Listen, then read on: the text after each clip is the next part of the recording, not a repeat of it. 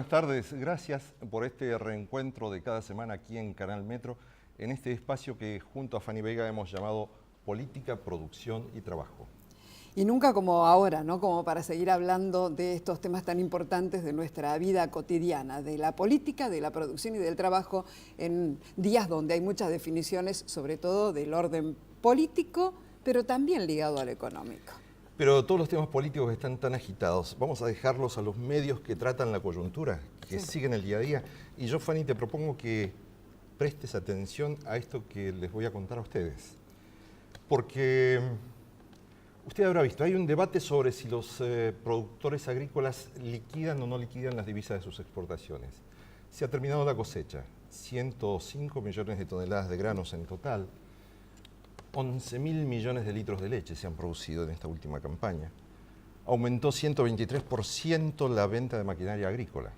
Y sin embargo, hay cosas que no se reflejan en la recuperación de los niveles de reserva que deberían en el Banco Central haber tomado un horizonte de una tendencia de crecimiento en los últimos, por lo menos en el último mes. La recuperación es leve, pero hay cierta recuperación. Sin embargo, hay un dato que será interesante del que tomen nota quien le corresponda. Por ejemplo, si yo tengo un campo de 300 hectáreas en el noreste argentino, 3 o 4 o 5 provincias productoras también de soja, puedo producir unas 750 toneladas, por ejemplo, de soja. Si la vendo aquí en la Argentina, tendré un ingreso al tipo de cambio oficial más o menos de unos 1.700 pesos por tonelada, descontando retenciones. Pero si prestás atención en alguna de esas tranqueras allí de las provincias del norte, a veces aparecen algunos señores y proponen, le compramos la soja, le pagamos en Asunción, le abrimos una cuenta en dólares, le pagamos $100 más de lo que usted recibiría descontadas las retenciones. Entonces, es un negocio atractivo para los productores y hay muchos que lo hacen. Si esto es legal, si no es legal, eso tienen que discernirlo las autoridades. Nosotros damos la información. El hecho es que muchos productores en la zona del norte argentino están enviando su soja, digamos elegantemente, por fuera de los controles de la aduana, fuera de los controles de las autoridades del sector, fuera de los mercados habituales. Se llamaba contrabando en una época, ¿no? Tal vez en esta época todavía se pueda decir así, porque habría además un doble episodio de contrabando, primero la soja y después las divisas. Porque las divisas que se cobran en Paraguay pueden volver a la Argentina y pueden volver al mercado negro. Y así, para el productor es tan atractivo que fíjese que frente a los 1.700 pesos por tonelada que puede recibir al tipo de cambio oficial, de este otro modo convertiría sus dólares en el mercado negro, obteniendo unos 3.500 pesos por tonelada, por la misma tonelada de soja. Es parte de lo que tenemos que discutir. En este momento en que estamos discutiendo la política, también se tiene que discutir en democracia cuáles son las formas y las reglas económicas que rigen en la democracia. La democracia no es una herramienta superficial, vana.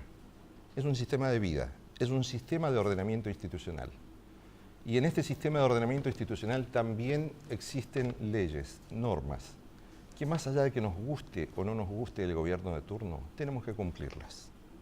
Y esto, fíjese, si la soja se va por canales inadecuados y las divisas no ingresan formalmente al país, los perjudicados somos todos nosotros. El Estado recauda menos, la economía se mueve en canales informales, hay menos pago de impuestos del que se deberían pagar por esas actividades económicas. Y se están vulnerando las normas de la democracia, se están vulnerando las leyes. Yo creo que en esto tenemos que poner todos un poco de atención, porque si no cumplimos las leyes, ¿desde dónde podemos reclamar al Estado? ¿O desde dónde podemos pedirle a la sociedad que actúe correctamente en todos los estamentos. No solo a veces existe el pecado de la corrupción en el sector público, muchas veces la corrupción es un delito absolutamente privado. Estos son nuestros temas, Fanny. Política, producción y trabajo.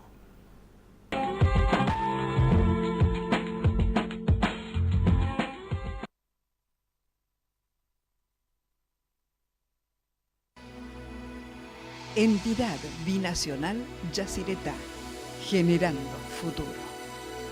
Servicios Regionales del Sur, Sociedad Anónima. Trabajamos integrando comunidad y empresas.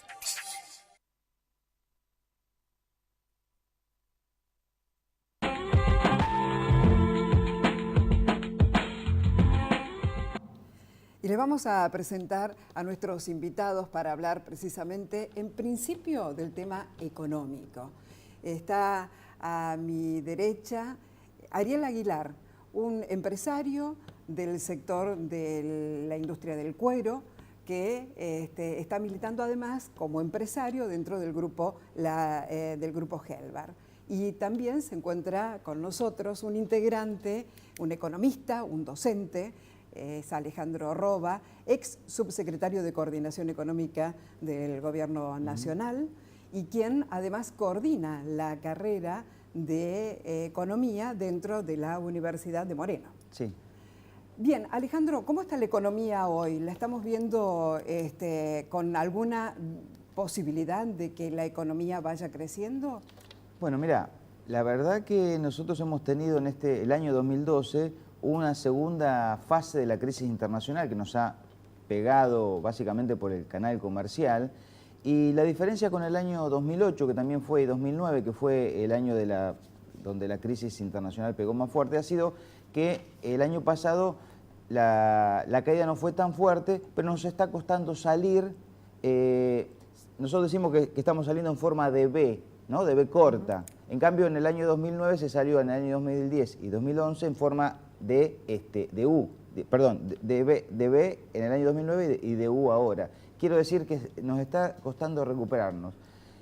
Pero a partir del mes de abril nosotros vemos que hay como una bisagra en cuanto a crecimiento económico. ¿Por qué? Porque vemos que los indicadores ya de marzo de la economía argentina estaban dando mejor que los meses anteriores. Y a partir de abril y el mes de mayo notamos que sectores que habían sido bastante golpeados por la crisis, o por ejemplo el tema automotriz, por la baja de las exportaciones a Brasil, en el mes de abril y mayo se han recuperado muchísimo las exportaciones y las ventas de autos internas. Entonces, por el lado industrial empieza a tener una mayor preponderancia el sector automotriz y está empujando a la industria a ese mejoramiento que no vimos el año pasado. Seguro. La consulta es, una economía emergente como Argentina, ¿es más dinámica para la posibilidad de la recuperación económica que, por ejemplo, las economías europeas que ya no tienen prácticamente recursos naturales propios sobre los que apoyarse para industrializar? Bueno, depende cómo estés inserto en el mundo. Digamos, si vos, por ejemplo, estás inserto como México en el mundo, con un Estados Unidos que no crece o que crece poco, te es muy difícil salir de la crisis. Por eso México es un país que no ha tomado esta década ganada de Latinoamérica, no la ha tomado. Digo, es un país que está creciendo a tasas muy bajas, más allá de los problemas que tiene institucionales, ha crecido a tasas más bajas. Si vos tenés una inserción internacional importante como la Argentina en cuanto a exportaciones a países emergentes y otros países que crecen, como es el caso de China, India y el sudeste asiático, vas a salir más rápido. Ahora, lo importante es que como el mundo no crece, y que los emergentes crecen a tasa mucho más baja que los años anteriores, la única forma de salir es apalancando el mercado interno, y eso es lo que se está haciendo en la Argentina. Las medidas que tienen que ver con, por ejemplo, el aumento de la asignación por hijo, más todos los planes de inversión pública como el Plan Procrear, justamente apuntan a reemplazar esa demanda externa por demanda interna para mejorar los niveles de actividad y de empleo.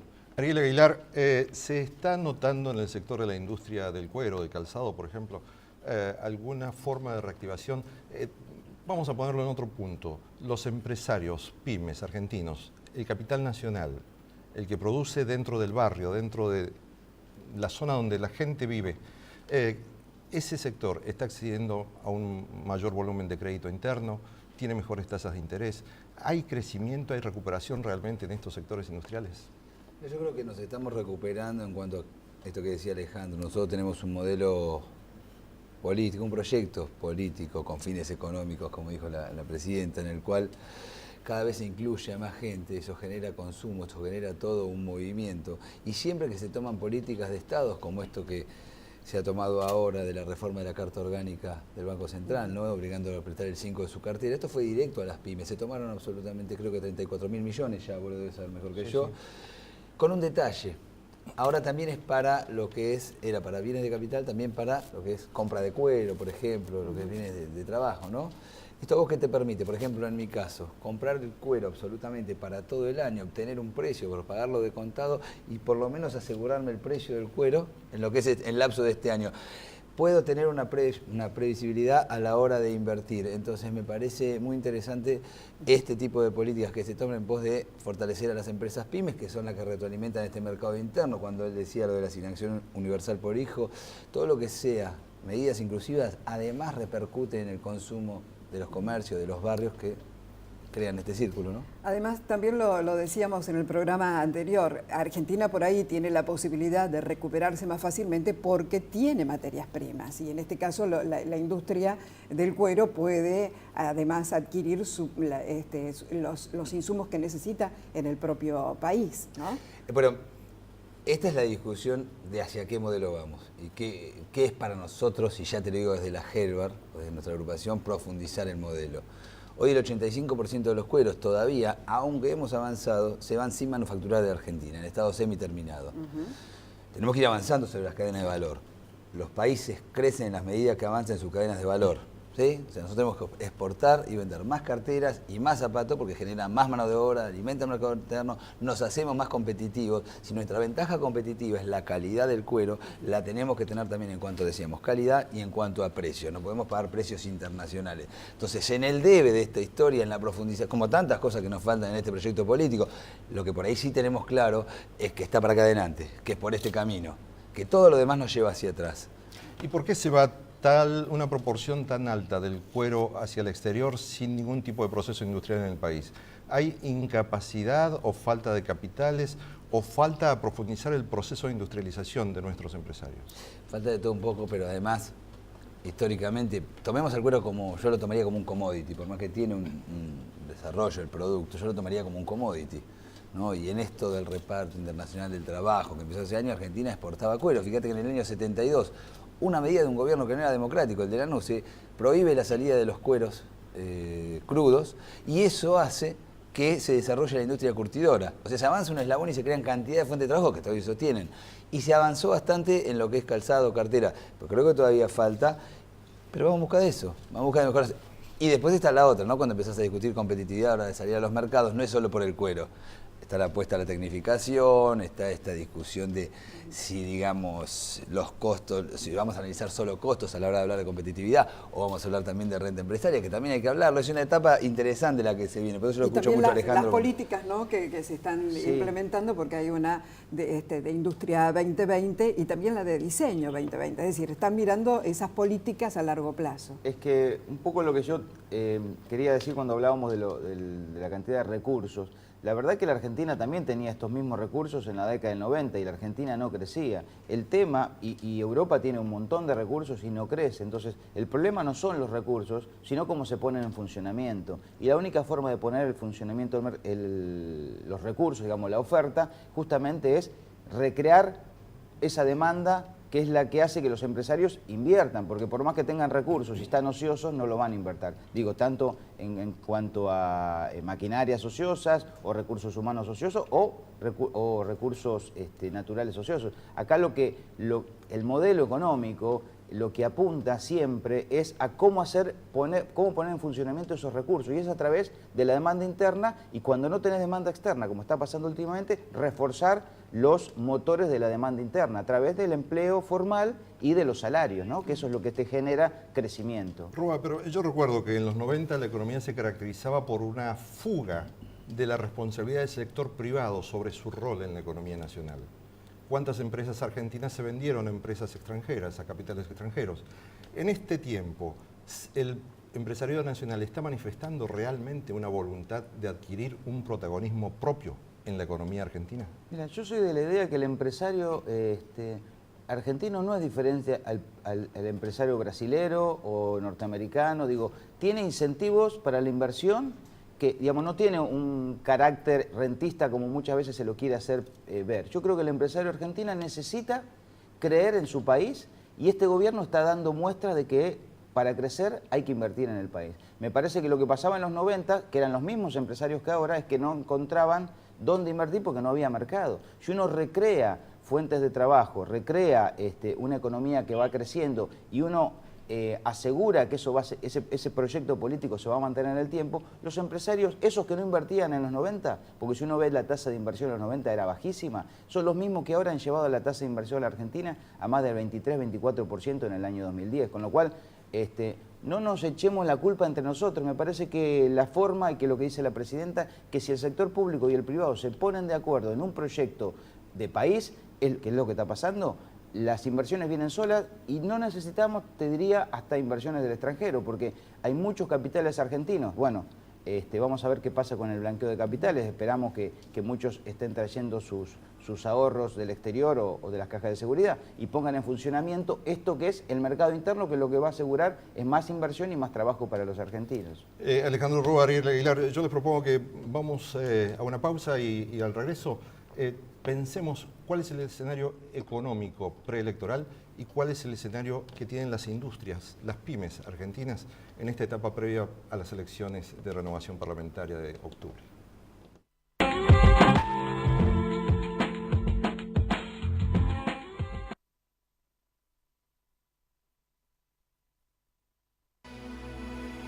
Entidad Binacional Yacyretá, generando futuro. Servicios Regionales del Sur, Sociedad Anónima. Trabajamos integrando comunidad y empresas.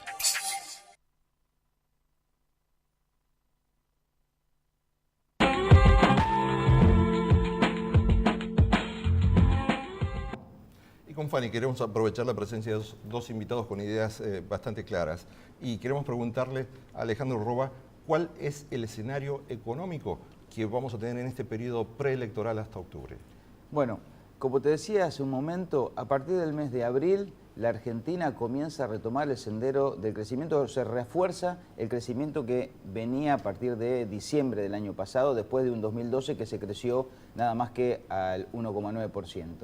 Lo que vemos es que el segundo trimestre ha sido bueno, digamos el que está cerrando ahora en junio, y esperamos un tercer trimestre también importante porque justo van a impactar no solamente el aguinaldo, sino el incremento de la asignación por hijo y por el otro lado también que se han cerrado paritarias y eso va a reforzar el consumo interno. Vemos por el otro lado también que están madurando muchas inversiones públicas. Uno ve a la presidenta continuamente inaugurando cosas, bueno, son proyectos de largo plazo que se han iniciado en años anteriores y sí algo que me parece que es muy importante es que a través del plan de obra pública para los municipios que se ha lanzado hace 2 meses, se va a reactivar también en el interior del país y a partir de la inversión pública se va a apalancar la inversión privada, que eso es una fórmula que muchas veces los libros de la ortodoxia económica dicen que cuando hay inversión pública, la inversión privada se retrae. No, al contrario, cuando hay inversión pública, la inversión privada justamente se apalanca y se incrementa. ¿Y cuál es la estimación de crecimiento económico que tenemos para este 2013? Mira, nosotros pensamos que el crecimiento que dice el presupuesto nacional de 4% es un crecimiento económico que se puede dar, creo que en forma sustentable. Con segundo trimestre y tercer trimestre creciendo a lo mejor más que ese número y a lo mejor el último trimestre un poco menos, pero me parece que en el promedio estamos creciendo a como dice el presupuesto nacional. En este escenario político, Ariel Aguilar, el de ahora previo a las elecciones, ¿los empresarios tienen suficiente confianza como para poner sus dineros y pensar a largo plazo o van a esperar que haya una resolución? No, la prueba es que cuando aparecen créditos los tomamos, cuando aparece Bicentenario, Fonapyme, cuando aparece todo este tiempo que apareció, no es solo por un tiempo preelectoral, nosotros seguimos trabajando, seguimos generando empleo, seguimos creyendo en este proyecto. Bueno, la Gelbar, de alguna manera, lo que hizo fue agrupar a empresarios que quieren militar este modelo. Bueno, entonces estamos hablando de un sector, el sector que cree y que tiene confianza en este gobierno. ¿Habrá otro que se retrae o piensan que pueden haber medidas abarcativas? No, yo no creo que los créditos lo hayan tomado solamente los que creen en este gobierno. Si vos tenés políticas que van direccionadas a lo que decía Alejandro, fortalecer el mercado interno, a ir avanzando en las cadenas de valor. O sea, cuando vos tenés este tipo de señales, a tomar medidas contundentes a la hora que hay que tomarlas, ¿no? ¿Te acuerdan que hace 3 o 4 semanas nos volvían locos con el dólar blue? Y la verdad que yo les decía todo, el dólar ilegal, perdón, ¿por qué no se dice dólar blue? Y yo les decía a todos, yo compro el cuero en pesos, tengo los sueldos en pesos, mi ganancia, ¿por qué debería ser en dólares? ¿No? Entonces esta es la discusión. Entonces para nosotros, la cuestión real, como el tipo que importaba, o traes de contrabando y sos un delincuente, o importabas a 5.40 o a 5.20 o a 5.30 y los costos se hacían sobre ese dólar. Entonces nosotros seguimos invirtiendo. No hubo cantidad de despidos cuando nos pusieron. Y un detalle quería marcar en el tema del crecimiento. El crecimiento es importantísimo. ¿Por qué? Más allá del 3, 3,5, 4, 4,5, en los 90 hubo una etapa que también se creció. El tema es cómo redistribuís vos. ¿Cuántas reservas más nosotros tendríamos si hubiéramos dejado todo guardado, no hubiéramos invertido en lo que es Estado, políticas de inclusión, en las empresas pymes? Entonces, digamos, si el crecimiento debe ser siempre con inclusión, que es una característica de este gobierno, ¿no? ¿Y cuál es, de algún modo,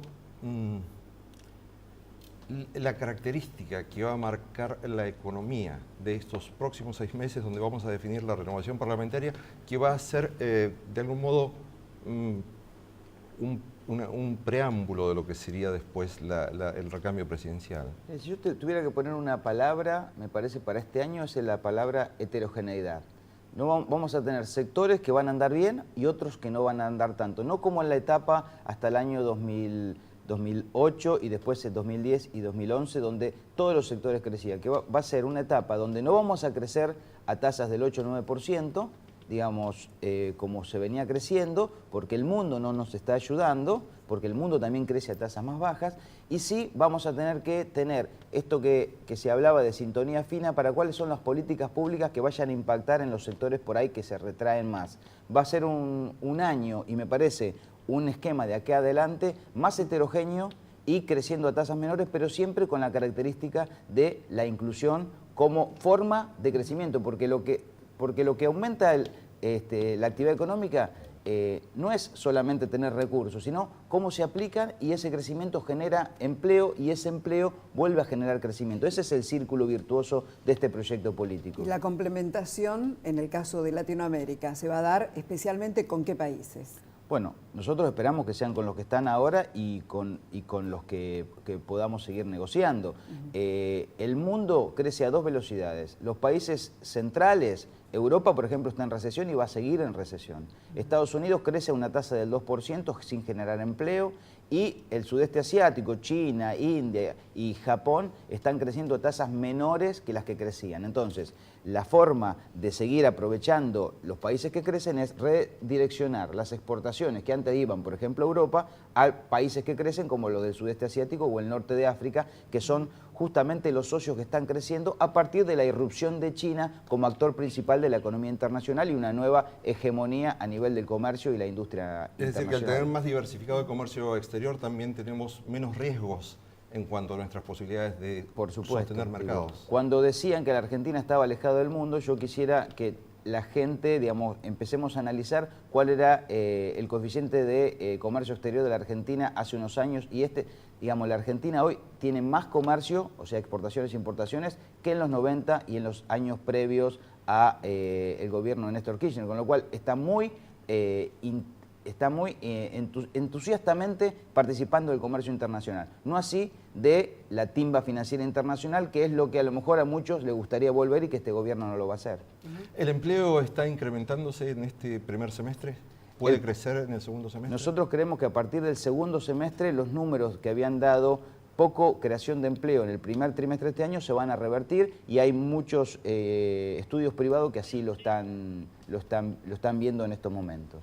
Ricardo, vamos a aprovechar que está Ariel Aguilar también para preguntarle dos temitas brevemente. Uno, ¿cómo van a ser los empresarios para pensar en la competitividad? Y otra, en el caso de la industria del cuero, también tiene un evento muy importante por estas horas. Con respecto al evento, este fin de semana, SEMCA y EFICA, dos exposiciones de marroquinería y calzado que se hacen todos los años, que año a año han ido creciendo en pos de lo que fue este proyecto, ¿no? Calculá que en el 2002 yo hice la primera y éramos 28 stands y somos 140. Hay gráficos que no son ideológicos, que son números que son determinantes. Es este fin de semana, 23, 24 y 25.